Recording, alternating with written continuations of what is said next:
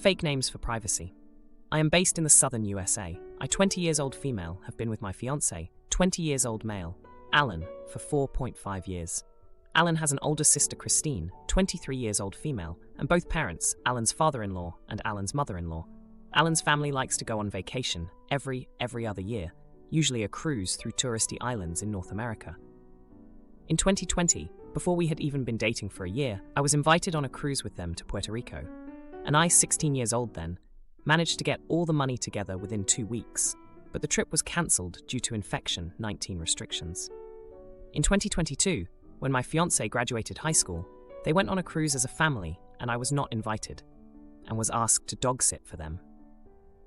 This year is the first year I would be able to go with them in summer 2024. Christine, currently single, usually has 3 to 6 month relationships, and her boyfriends have always been welcome on vacations regardless of how long they've been together.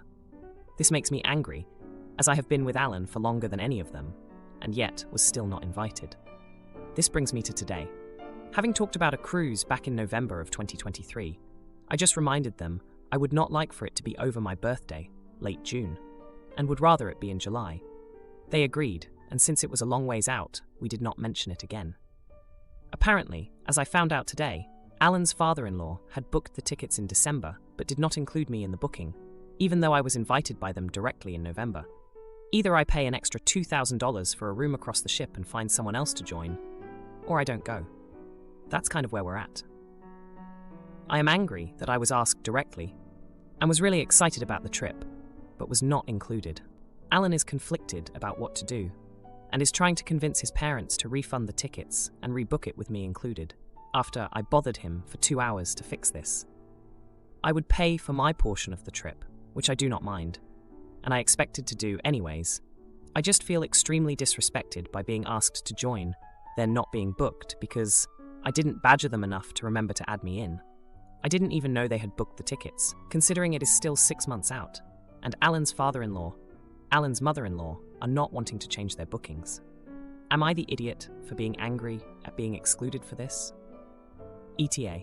After speaking to Alan's father-in-law, Alan's mother-in-law, Alan talked to Christine and asked if she could ask her friends if there was someone to join so I would not be paying the full value of the room. 2 beds. What I did not originally know was that an extra room could be added onto their booking.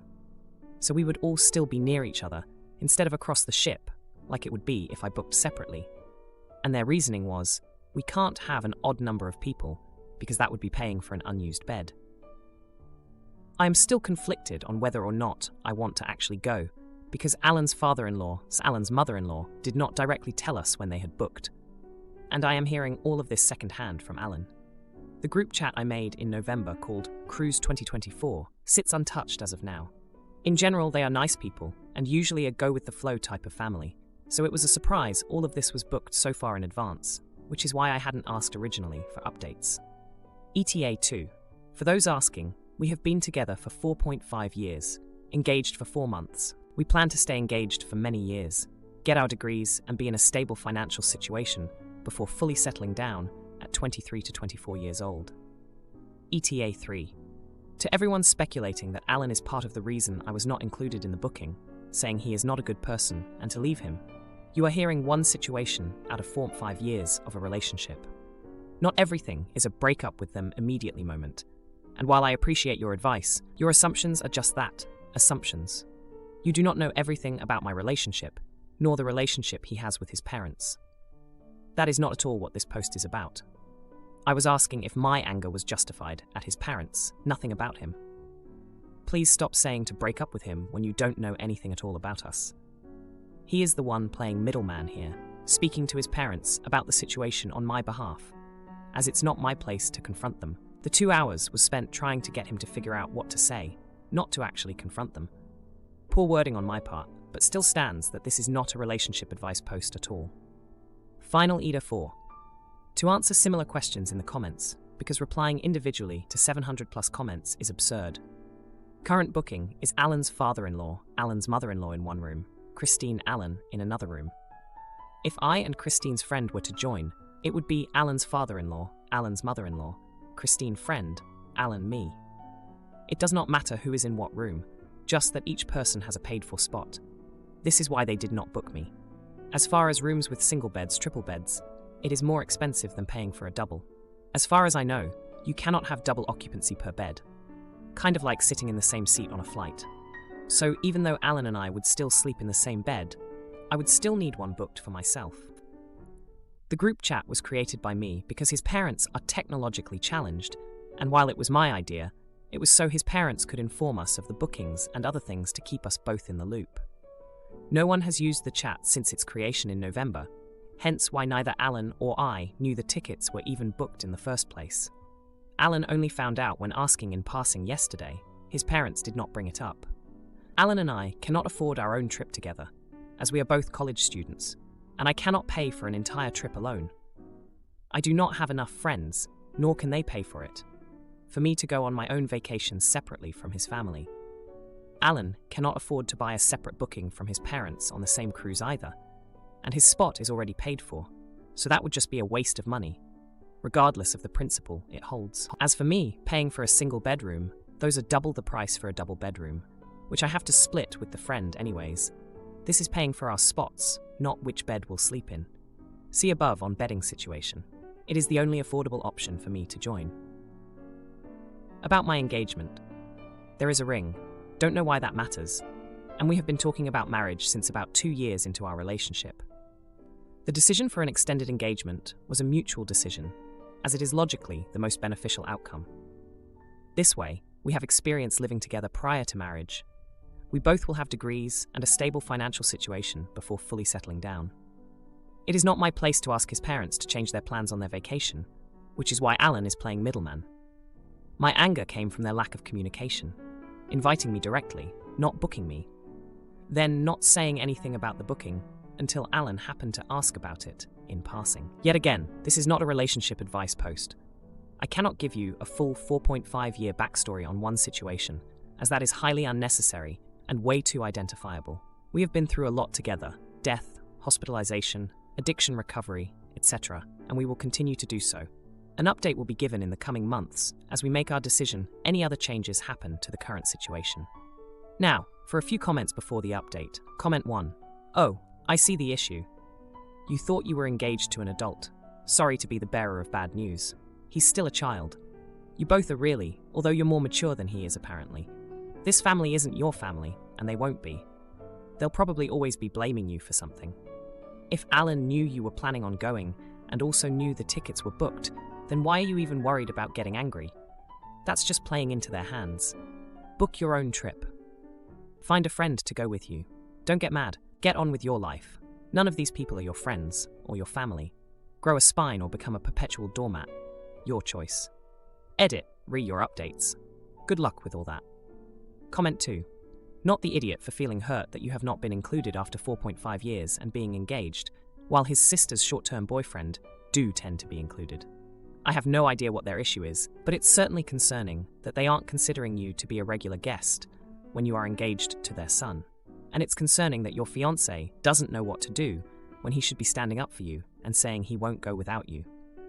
If he doesn't, how long are you willing to live with this? Now, for the update. Hey y'all, it's been a tense 3 days since my last update, and boy do I have some news.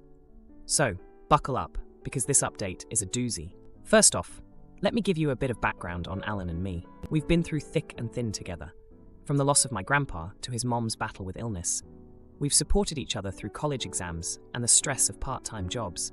Our relationship has been solid, or so I thought. Now, let's dive into the recent events. After my last post, things got even more complicated. Alan and I had a heart-to-heart, and he admitted that he felt torn between me and his family. He said he didn't want to upset his parents by pushing too hard for me to be included. I was hurt, feeling like I was second to his family, even after all these years. But here's the kicker. Christine's latest fling, who she's been seeing for barely a month, got invited on the cruise. Yep, you read that right. When Alan confronted his parents about it, they said they didn't want Christine to feel lonely. I was floored. How could they justify inviting her flavor of the month and not me, their son's fiancé of 4.5 years? The next day, things escalated. Alan's father-in-law called me directly, which was a first. He said he wanted to clear the air. He explained that they valued me but saw the cruise as a family tradition, and adding me felt like it was changing the dynamic. I was speechless. It felt like a slap in the face, considering all the boyfriends Christine had brought along over the years. But wait, there's more. That evening, Christine dropped a bombshell. She confessed that she had told her parents she didn't want me on the cruise because she was worried about feeling like a third wheel. I couldn't believe it. Christine and I had always gotten along, or so I thought. She apologized, but the damage was done.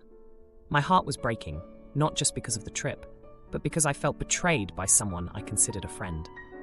Alan was furious with his sister and parents. He said he'd had enough and was considering not going on the cruise at all. But I could tell he was conflicted. It was a family tradition, after all, and he didn't want to cause a rift. The next day, Alan's mother-in-law called me. She was crying, saying she didn't realize how much this had hurt me. She offered to pay the difference for the extra room so I could come. But at this point, I didn't know if I wanted to be stuck on a ship with them for a week. Alan and I had a long talk that night. We reminisced about our high school prom, how he had stood up to his friends who didn't want me in their group photo. He had always been my rock. But now, it felt like everything was crumbling. We decided to sleep on it, but I tossed and turned all night. I kept thinking about the first time I met his family, how welcoming they seemed. And now, this. This morning, Alan told me he had made a decision. He said he loved me more than anything and that he couldn't stand to see me hurt like this. He was going to tell his parents that he wouldn't go on the cruise unless I was included, properly, as part of the family. I was touched, but also scared. What if this caused a permanent rift in his family? What if they blamed me? Stepfather drinks my birthday wine, so I laugh in his face. Mom takes his side, but I find a new home with Grandma, and she's shocked. About 7 months ago, I, 21-year-old female, was gifted 2 bottles of wine that were gifted from a beloved friend for my 21st birthday. I left both at my mom's house for safekeeping as I went back to my college dorm. Well, I went home for the holidays only to find out that they were missing, to which my stepfather confessed that he drank them. I was in disbelief, especially since it was clear they were mine, from the very unique packaging, and he was present at the gathering, and kept asking whether he was serious. He just laughed each time and said he couldn't find anything like it, etc., never once apologizing. I then felt the need to leave. My mom followed me to my car and questioned why I would leave such special gifts at the house, and why I'm just now asking for them 7 months later. Not true, as I had asked about them 3 months ago while the house was getting cleaned. She also said that it was an honest mistake and that she'll find replacements. And what more do I want for her to do? I proceed to tell her that I left some possessions behind since it's my home too. I also told her that it seemed like there weren't any room for me at her place due to her other family now. There are other instances where my mom would have a pattern of disfavoring me. Anyway, my mom then told me that it sounds like I'm making excuses to go live with my biological dad instead of her, and how she's trying her hardest to raise us. She brought up the fact that she pays for my car insurance and phone plan again, which is true. I decided to live with my grandma upon graduation for my gap year, since I don't feel welcomed at my mom's anymore, nor can I live with my dad, even though he offered, since it would upset her. It's not like I expected an apology, but it would have been nice to receive any acknowledgement of how I felt over losing a cherished gift just like that. But am I the jerk for overreacting/blowing things out of proportion, especially after everything she's done for me? And am I also being ungrateful by harboring a bit of resentment towards my stepfather over something so materialistic? Edit. I'm getting questions as to why I chose not to live with my dad.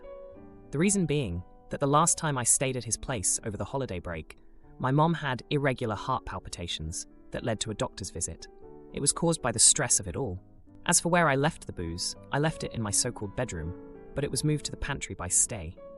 I'm guessing either my stepfather or mom didn't stick around to ask for more details at the time, and I doubt my preteen sister moved it. Mini update. There has been no follow-up on reimbursement or an apology of any sort. No phone call or text message, just silence on both sides. I'll be waiting a bit longer, but with the way things are going, I will most likely be discussing with my dad about possibly moving into the bedroom that he already has set up for me at his house. Now, for a few comments before the update. Comment 1. Not the jerk. Just go live with your dad, if the only reason you didn't is to not offend your mother. As commented before by CoolStar2028, there is much more going on than the wine. Reading your story, I get the feeling that you are not feeling at home anymore. To put it lightly, comment 2. You are 21 years old, so you can live with your dad, and she will have to accept that. You should not be afraid to live with your dad because she will be upset. You go where you want. The theft of the wine was not an accident. Not the jerk. Now for the update. Hey everyone, thanks for all the support on my last post. A lot has happened in the past 3 days, and I'm still trying to wrap my head around it all. So, after the whole wine fiasco, things got even more heated. I had a long talk with my grandma about everything, and she shared some stories about my mom that I never knew. Apparently, my mom has always had a competitive streak, even as a kid. She would get really upset if she didn't get what she wanted, and it seems like that hasn't changed much. Grandma thinks that's why my mom reacts the way she does when I bring up issues. It's like she sees it as a challenge instead of a problem to solve together. Meanwhile, my stepdad had been acting weird since the incident. I caught him whispering on the phone and then quickly hanging up when I walked into the room. It was odd, but I didn't think much of it until later. 2 days ago, I got a call from my mom out of the blue. She was crying, which immediately set off alarm bells because my mom is not the type to show her emotions easily. She confessed that my stepdad had been having an affair and that she had just found out. The wine situation was apparently the least of her worries now. I was shocked. I mean, I knew their marriage wasn't perfect, but I never expected something like this. My mom was devastated, and in a weird way, it brought us closer. We talked for hours, and she apologized for not taking my feelings into account over the wine and other things. She admitted that she had been so wrapped up in her own issues that she hadn't been there for me. But here's the twist. My stepdad's affair was with someone I knew. It was my high school best friend's mom, Mrs. Thompson. I couldn't believe it. Mrs. Thompson had been like a second mom to me, and to think she was involved with my stepdad was just, I don't even have words for it. The confrontation was intense. My mom and I went to Mrs. Thompson's house to get some answers. It was like something out of a movie, with shouting and tears. Mrs. Thompson tried to apologize, but my mom wasn't having any of it. I was just standing there, feeling like I was in the middle of a storm. After that, things at home were tense. My mom asked my stepdad to leave, and he's been staying at a friend's place. She's been trying to make it up to me, offering to pay for a trip or buy me something nice, but it all feels so hollow. I appreciate her efforts, but it's hard to just forget everything that's happened. As for my stepdad, he's been trying to reach out to me, but I've been ignoring his calls. I'm not ready to talk to him, and I'm not sure if I ever will be. The betrayal is just too much. In the midst of all this, my biological dad has been my rock. He's been checking in on me every day, making sure I'm okay. He even offered to confront my stepdad for me, but I told him it wasn't necessary. I'm just grateful to have him in my corner. So, that's where things stand right now.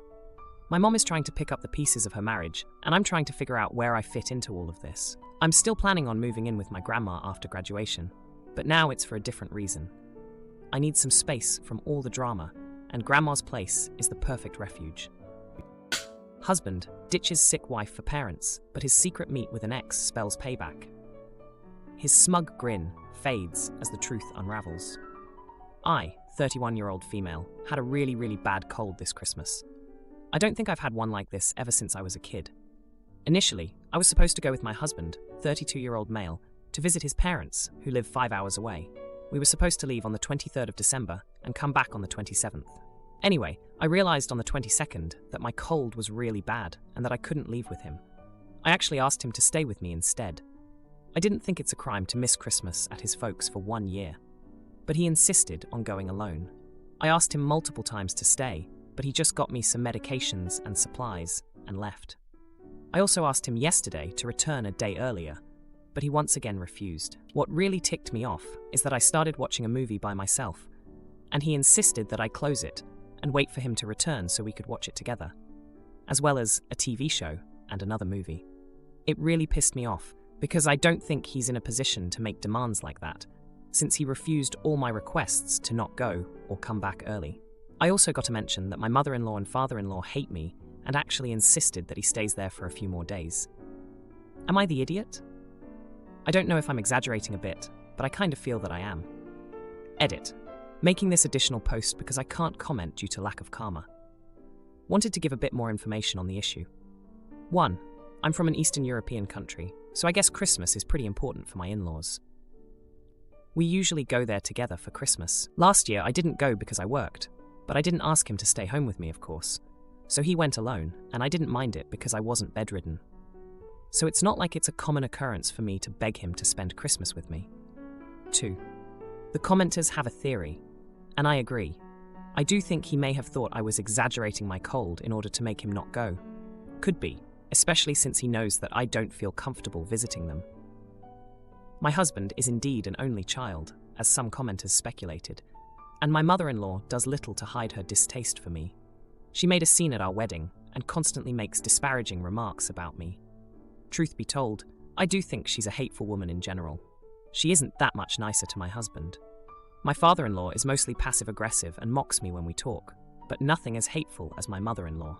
So, I do suspect my husband thought I might be exaggerating in order to not go. However, I really am very sick. I barely made it through the last days at work because I couldn't take free time from work, so I basically collapsed in bed on the 22nd. I haven't left the house since. I have a fever, a really bad cough, muscle and back pains, loads of mucus and terrible laryngitis. I literally cannot speak. 3. About the shows, I knew of 2 shows that he insisted we watch together, and I didn't start those. This was a movie I started. I didn't know he wanted to watch it. He told me to stop it after I had already started it, so yeah. I wasn't even that mad about him leaving me home alone until he told me to stop the movie. So yeah, I didn't start the movie on purpose to punish him. Number 4. To the posters saying that it could be infection 19, I haven't taken that into consideration until after he left. I know it's weird, but infection 19 hasn't been considered a thing in my country for a while. I had 3 doses of the Pfizer vaccine, but not sure if that covers it anymore. Yeah, I don't know if it could really test positive on one of those home tests. I should ask him to get me one when he comes back tomorrow just in case. Or better yet, I should probably go to the hospital and get PCR tested. You all are right, I've been irresponsible. At least I wore a mask at work. 5. To the posters wondering if he took his parents up on their offer, he didn't. He said he's coming back tomorrow, as planned. 6. To the commenters saying that I want to make him sick by staying at home with me, I'm pretty sure he's the one who gave me the cold. He was the first one showing symptoms. His are just way milder. He just has a cough. I did tell him it might not be a good idea to go to his parents with it, but apparently they didn't care. They just wanted him to visit, so he went. 7. What were my expectations for this Christmas? Stay together on the couch and watch movies together. Have a nice Christmas meal together. I don't know, just chilling? As a response to the people who say we would have stayed in separate rooms if he stayed for Christmas. 8. Why do my in-laws hate me? Well, they're from a pretty conservative region in our country, and I'm a pretty liberal person. They think I turned their son atheist. I didn't. He was that way when I met him. Also, they resent that my parents have a different religion than them. My parents are born-again Christians, and my in-laws are Orthodox. Me and my husband are neither. But yeah, I really tried to make them like me over the years with gifts and being generally nice, but it's not working, I guess. 9. I don't know, maybe I am the jerk, but I think relationships and the demands we have from them are very personal. In the end, if he had been in my place, in this exact situation, and I asked him to stay with me for Christmas, I'm 99% sure he would have. So, I think I want to be in a relationship with someone who would do the same for me. Thanks for answering, everybody. Second edit. I talked to a friend who's an infectious disease doctor, and I'm going to get tested tomorrow. Based on the symptoms, he says it's most likely the flu, since there's been a very aggressive flu brewing around in our city. Third edit. I feel some of y'all are taking this too seriously. I'm not that hurt. It isn't that big of a deal.